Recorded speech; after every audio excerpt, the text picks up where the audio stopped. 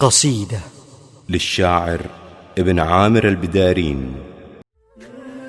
أداء معاذ محمد العامر.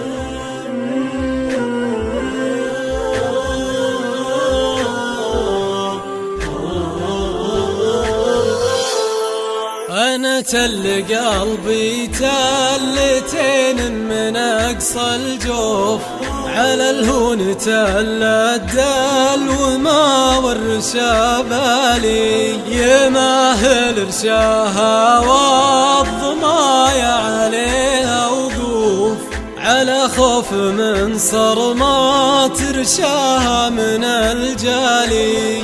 وانا سل قلبي من محل وانا ملهوف، مثل ما يسل السل من مبر خلالي.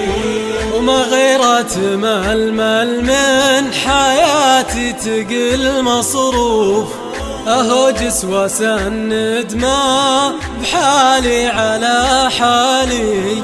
ألا ليت من مرة يسوي معي معروف، يوصل لهم وشلون وصلت بي الحالي. ما غيرتها الضم والطواري علي صنوف، تضم غرير فاقد واحد غالي. اللهم فرقهم تلوف الضماير لوف، ولا لي بها حيلة على كل الأحوال.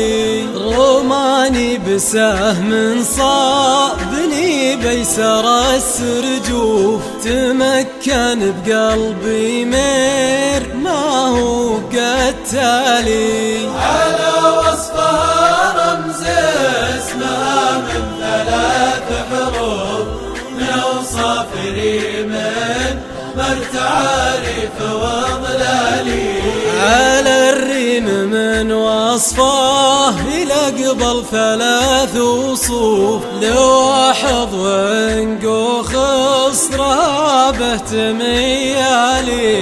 أقوله وانا ماني على وصفها مكلوف، مخافة حسود يجدع الطير من عالي. سقى الله ليال ما وقف بيننا صادوف، ولا داج فيها بر ذاك العذالي. ليال قمرها بيننا بلقى مالوف، على معزل ما مر بكل ختالي.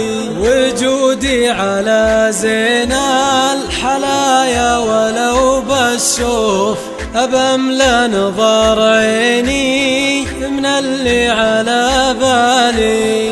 أنا لو حصل لي شوف ومتعب مخلوق، أقول السنين الماضية فدوة الغالي.